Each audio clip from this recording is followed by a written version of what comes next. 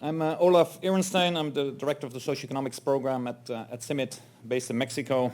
And I was asked to kind of give a brief overview of the history of drought-tolerant maize, where we're coming from and where we're heading. It's unfortunately a bit of a strange room. You're facing the wall and you have the screens on your side. But anyway, so this is a largely non-economic presentation because we wanted to kind of give and share some of the thinking behind the drought tolerance. So I just wanted to walk you through a number of slides.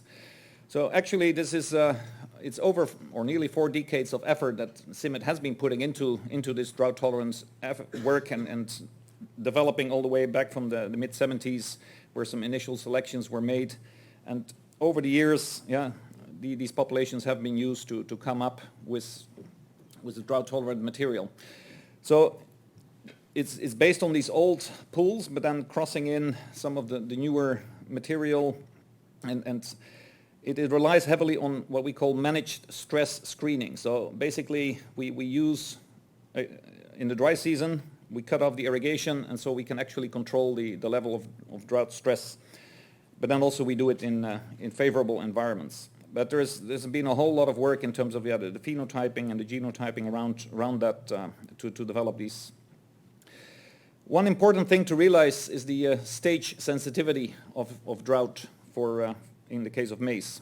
So all the growth stages in maize are vulnerable to drought, and any farmer can tell you that. There is, and that is one of the challenges with our drought-tolerant maize. There is a high vulnerability at germination and seedling establishment stages. But unfortunately, there is no genotypic variability. And for breeders, that means if there's no variability to select from, basically they cannot really select. So everything is more or less susceptible to that very early onset.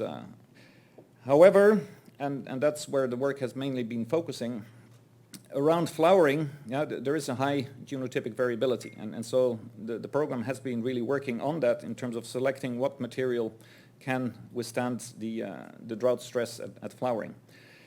And so they have also established that the most critical period for that during the season is from 1 week before to 3 weeks after silking emergence, and so that's kind of what's shown here on the graph to the right of the slide, in the sense of so this is the days before silking, so that's basically the male flowering and the female flowering.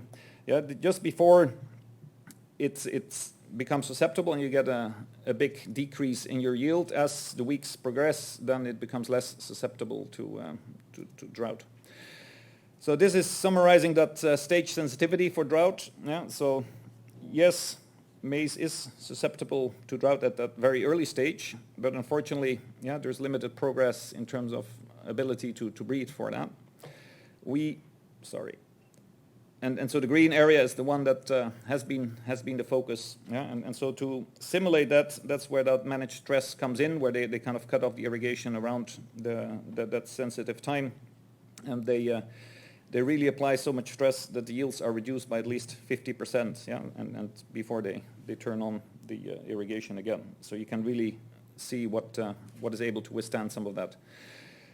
So in terms of defining drought stress, there is different stages. So vegetative is all the way up to the flowering of the maize. There's the flowering when it's the silking and the heading, and then there's the grain filling stage. You can categorize the severity of the drought in terms of mild, moderate, severe, but there's also important interactions with other factors, and that is why we have a balance of optimum managed drought stress locations, both on station, or mainly on station, where we manage the drought, as well as then in a different season select under optimal management, but also test that under natural stress conditions, what we call, let's say, random drought, where you cannot really control the drought event on farm throughout, especially Sub-Saharan Africa. So in terms of defining drought tolerance, we, in the case of CIMMYT, in the case of maize, we label it as the ability of a genotype to show a substantive and statistically significant yield advantage over the widely grown commercial checks. And so those are being tested across several drought stress locations. and often under severe drought conditions, including flowering and grain filling period. But I mean, this is important to realize. Yeah? So the drought tolerance doesn't ensure against that early onset of drought. It's mainly linked to the flowering. So in terms of the work, we have different locations across Eastern Southern Africa. There's a whole network of screening sites. There's all kinds of protocols and data collection methods that the breeders use to actually monitor and harmonize how the data are being collected. So there's a lot of material out there for those interested. There's also how we monitor some of the drought stress in terms of the water, etc. But basically, in a nutshell, so the improving of the drought tolerance is this indirect selection under the favorable environments. So we want our material to compete against the commercial available material out there under good conditions. Then this direct selection under stress environments, and then also select for physiological and morphological traits. So here's just an example of, so these are two different entries compared, and so on the left of the blue, you have one entry under optimal conditions, so let's say without fertilizer, stress, etc. And then on the and then on the right of the same blue block, you have the same entry under a severely drought stress event. And then these are just two different materials in the sense of, so under optimal conditions they may perform similarly, but under drought stress there can be significant difference between the material. And so up there, you have some examples of the basically planted on the same time, and then the middle rows are basically the drought tolerant material. Also on the right side, the commercial check versus a newly released hybrid. So there's this comparison that's happening here. Just drought tolerant DH line. So that's another area that they have been working on, double haploid, to actually expedite the way we can get the material out. In terms of, this is another example where we just comparing some drought-tolerant material versus versus vulnerable hybrids in Malawi. So over time, we have this annual increase of productivity that the breeders are achieving. So since 2000, it has been around 32 kg per hectare per year. So that's the genetic gain. So that's also why a newer variety is always in many ways better than an older one, because every year they manage to bring in more productivity. And then off late, that rate of increase has been increasing as we have observed it, and that we hope to head for even 60 kg per hectare. So in terms of uptake, there has been significant uptake of drought-tolerant maize varieties, and so we estimate across 20 countries that there's about 3.5 million hectares where already drought-tolerant material is being used, and we have been collaborating with over 100 small and medium enterprise seed companies, and overall reaching about 85,000 tons of certified drought-tolerant maize. So this is again one other example from the El Nino. There was a severe El Nino in southern Africa in 2015-16, and so some of the trials really showed the worth of the drought-tolerant material, sometimes having double the yields compared to the commercial checks. We have been putting out a number of papers to kind of document some of the adoption and impacts. These are all related to drought-tolerant only. So I mean, this is based on our initial work where we have been starting to look into who's adopting and what are the impacts of adoption. There's many more papers than the ones that are listed here, but these are just a few.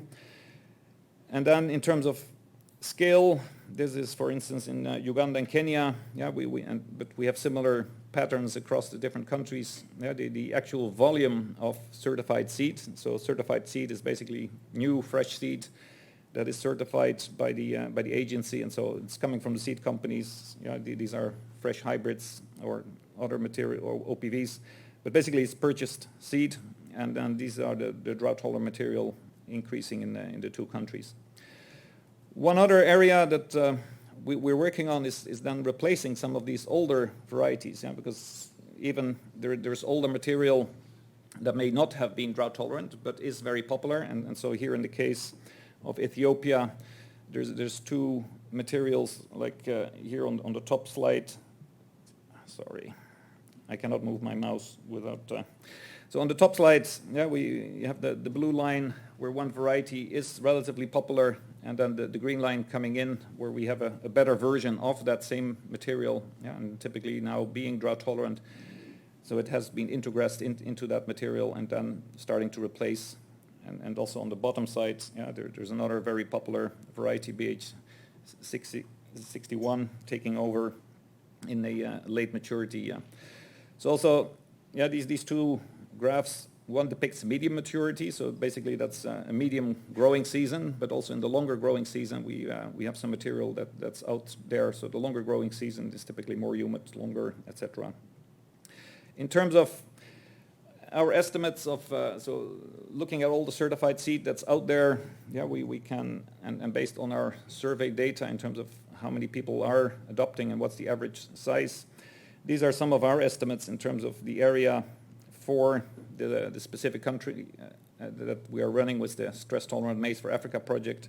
And so a big one is Nigeria, given the sheer size of both the number of maize farmers as well as the uptake there.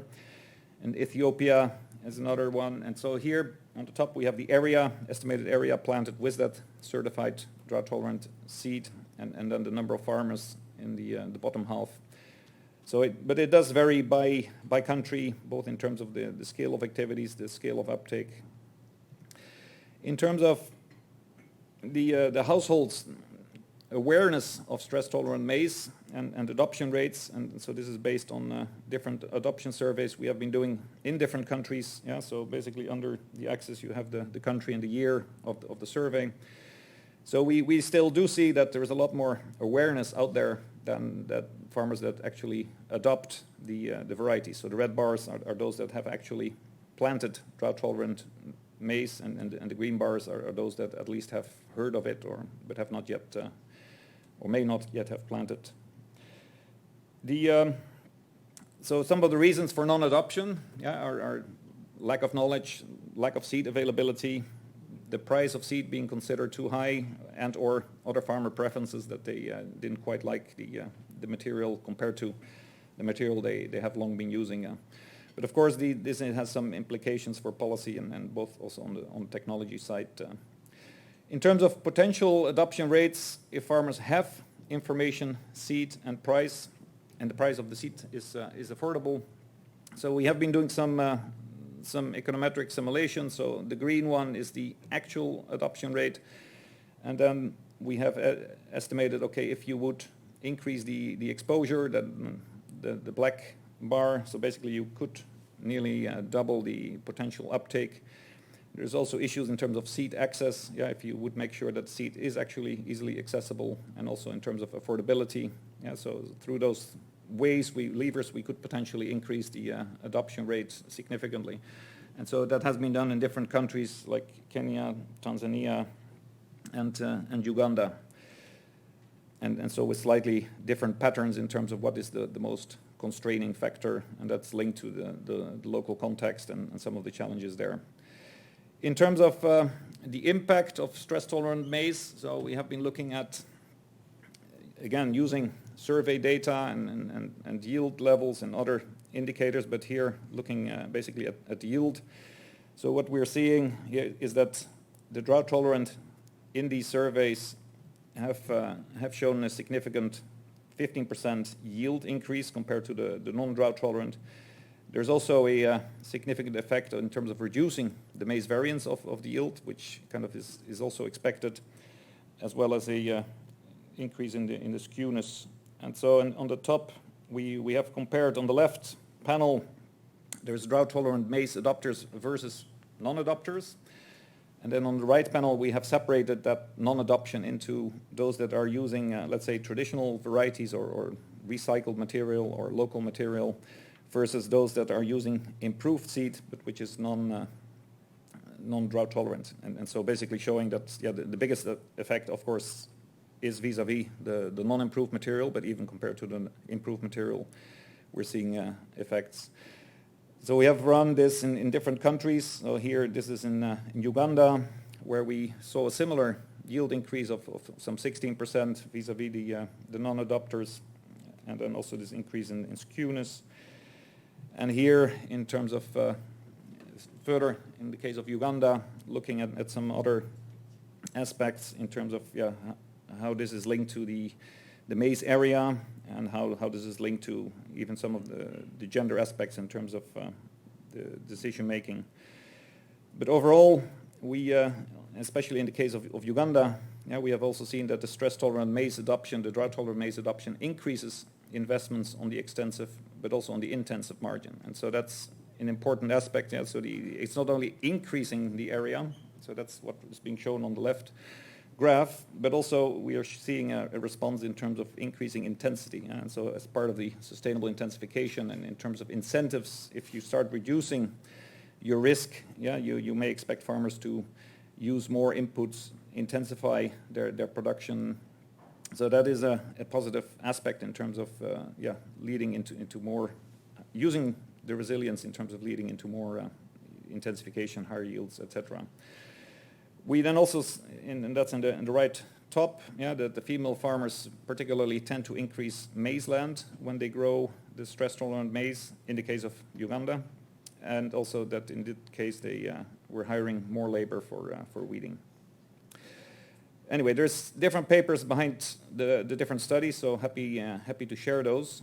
But in terms of summing up, we have been seeing that the supply and the demand for drought tolerance have been increasing. So in the initial years, we were working a lot mainly on the supply side, but now that significant amounts are available, we also see a significant uptake in terms of demand and interest in taking this further, with a number of seed companies and farmers starting to use the material. An important aspect to reiterate is that drought tolerance is not drought resistance. So basically the timing and intensity of the drought event is very critical. And so we have never said that the drought tolerant seed is resistant. So basically any maize plant still needs water, but it is tolerant. So it's able to cope with that stress. But if that stress is too long, then also that tolerance can break down, and even a drought tolerant seed can fail. And then there's other important distinction in terms of the timing. So that in those early days when it has just emerged, the seed, we cannot really have drought tolerance in there yet, and that is a critical area, which therefore also leads to some of the potential confusion out there when people talk about tolerance versus resistance. They don't expect things to fail, whereas there is the possibility that it doesn't deliver if there's no water, or if the drought is right at the onset, etc. So that's why that's the entry point in terms of the project that we have been implementing with the team, and we'll be presenting more in terms of, okay, if there's that fail option, how can that potentially be complemented by insurance? And then the other aspect is that in any germplasm variety hybrid, we are bundling diverse traits, and so from an initial focus on drought tolerance, there's an increasing interest to also bring in other stress tolerance, so including low nitrogens, and so looking beyond the drought stress in terms of, but that also makes the bundle a bit more complicated in terms of selling, but overall it's increasingly packaging more and better traits in that newer material. And then the other issue was, so we want our material to outperform the commercial checks, or at least be at par with the commercial checks in good years, and so in the bad years, that's when you would expect the biggest difference. But even in the good years, you cannot have a material that's underperforming, because that would also really undermine your uptake, and so that's why we have this recurrent on the good season and on the drought stress, making sure that we select material that has potential across the year and across farmer conditions. So with that, I would like to close and thank the various funders, including AID. USAID has been instrumental in funding this over the years, and also the Bill and Melinda Gates have been big supporters in terms of getting the material to where it is today. So I would like to leave it at that. Well, thank you. So why don't we take a moment if people have questions, issues they'd like to ask Olaf about the varieties. This would be great. Yeah, thanks, Olaf. It was interesting to see the impact of adoption of the drought-tolerant varieties in Uganda, where it actually increased the land area under maize, I guess on a farmer basis at least. I think we have some evidence in Malawi with very small land holdings that as farmers grow more confident in their maize production, they tend to diversify into, for example, grain legumes, going from maybe 15% of their land area in grain legumes to maybe 40%. So those seem like kind of divergent data sets. Any thoughts on that? You know, one theory of change would be, well, it allows farmers to diversify into higher value crops and enterprises.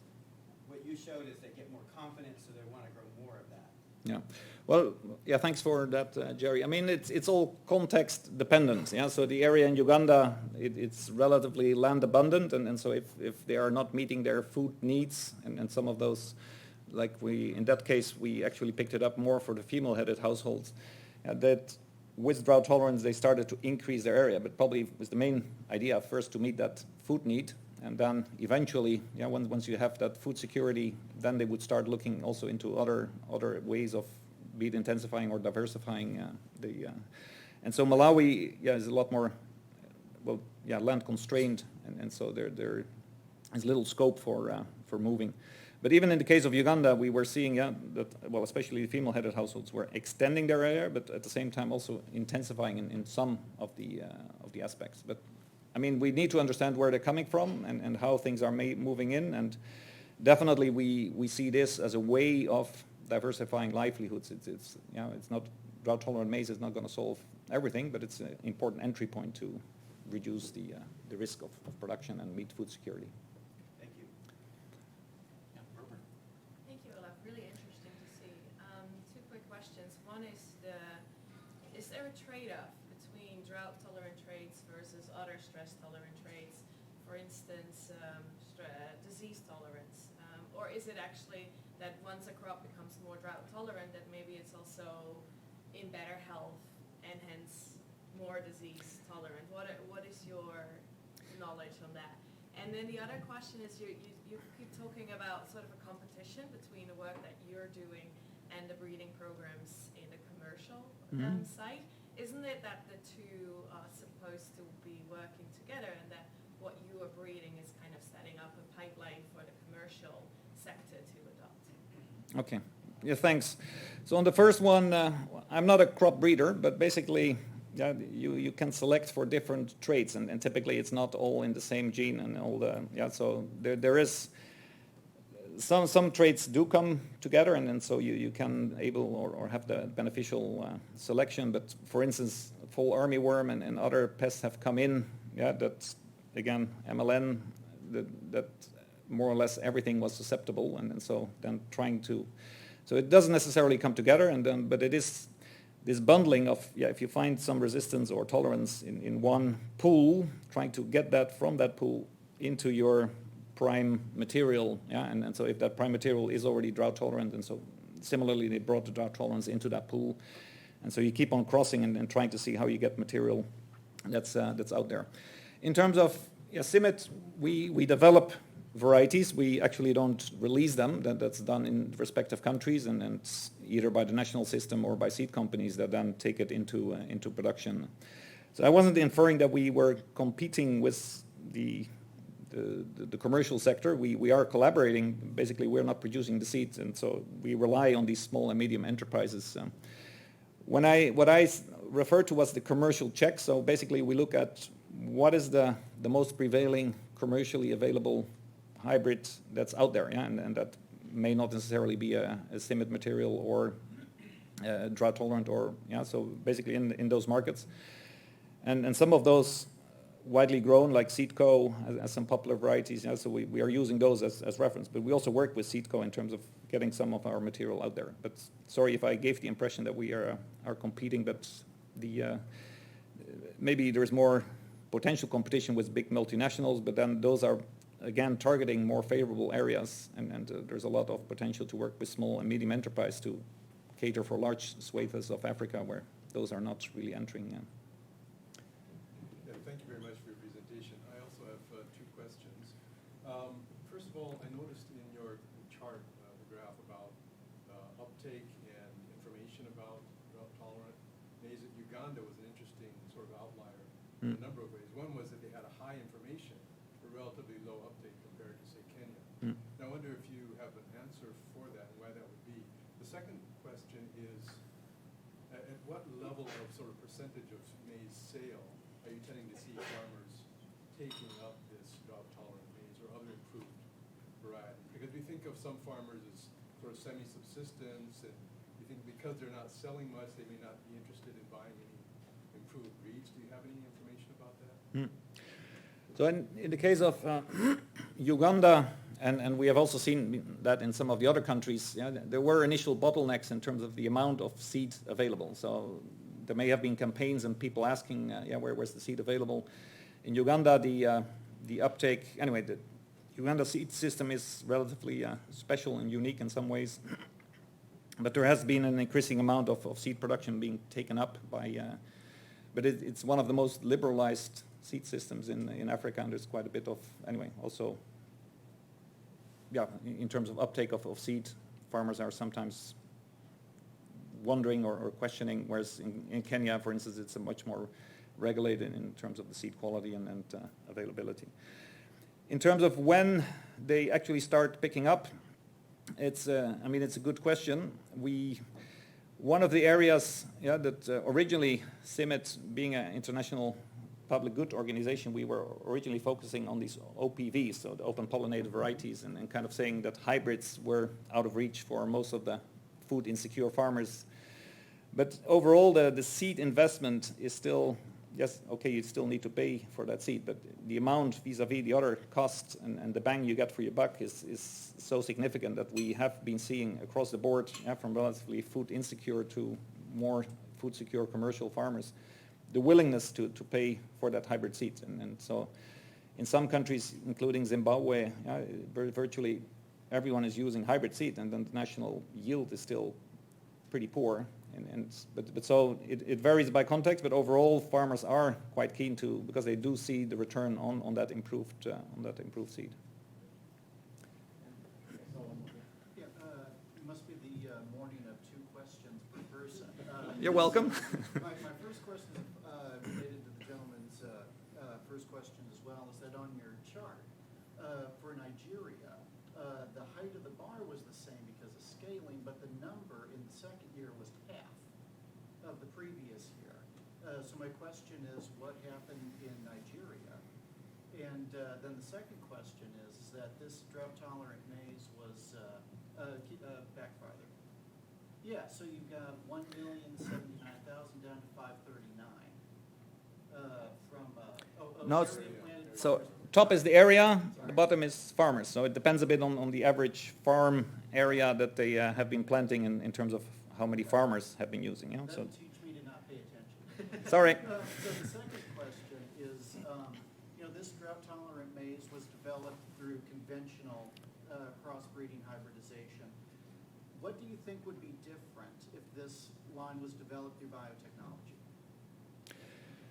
Well, first of all, acceptance is a lot easier. So we do have a site program, where we have been working at or looking at GM events, including with the commercial sector in terms of bringing some of those events into. But many of the countries still don't want to see any of that, and so in Kenya we do have a facility to actually screen for it, but then only under very restricted conditions, and many of the countries are still basically it's a no-go. So in a few countries there is that interest. So overall we have been emphasizing on just the conventional breeding and also seeing what is possible there. But I mean, from our side, we're not excluding the other option, but basically it's more in terms of the uptake and the potential to actually get material out there. Sorry, it was Mark. Yeah, so you said 3 million farmers have adopted. Two questions. Do you have a sense of how many have disadopted and why? A. And then the second, do you have any sense of what's the ratio of direct adopters, so they can reach directly by CIMMYT or by a project, to indirect adopters who just adopt because they see their neighbor growing a drought-tolerant variety or for some other reason? Yeah, thanks.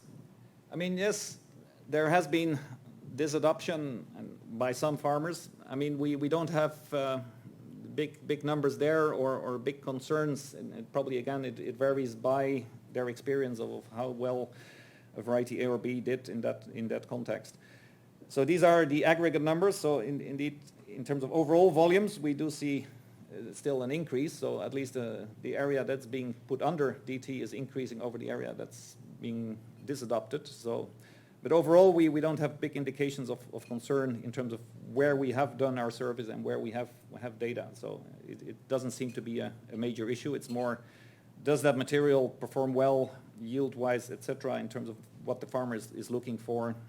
And so typically, yeah, the DT material is not really different in any other ways than that it's just drought tolerant. So we try to have a similar set of traits that is of interest to the farmer. The second point was, sorry, on the scaling direct or so in the early days, yeah, there was limited seed out there. So there we were looking more at trying to see, okay, where is the area being picked up? But given that we're working with the commercial sector in terms of they are responsible for actually putting out the seed, there's no really strict line in terms of this is project, this is commercial. So basically, CIMMYT per se and our national partners don't do much of that extension work. It's all through the private sector. And so to what extent, yeah, then if a private sector takes a variety A and is multiplying that seed and increasing, yeah, we try to keep track of those numbers, but it's not necessarily us doing it. It's basically the next user taking it up, and so it's not necessarily project intervention. So there's something happening there at a real scale. And Steve, last question? I'll make it a single question. Why not? Single question. Or does there exist a standard definition of drought tolerance? Or can any seed company mark their seed as drought tolerant? Well, I mean, there's many definitions, and that's part of the confusion. I mean, I put up what we consider as our definition. There is no branding, if that's what you're getting at. So, I mean, we have also been discussing this as, yeah, but there's all kinds of implications with if you want to put a drought-tolerant brand or logo on something, and so we have stayed away from that because there's all kinds of implications in terms of, yeah, but there's no certification or actual branding, and so different companies may label their material or consider their material to be stress tolerant, and then you would need to check if that indeed is so. And so there is definitely a bit of a potential confusion out there in terms of what really is drought tolerant, how aggressively some seed companies market their material, what they put on the bag, and how they emphasize it. But at least for all the material that we have been working with our seed companies, yeah, it is only labeled drought tolerant if indeed it is shown to be better than basically surviving the drought stress and performing well. Okay? Good, thank you. Thanks.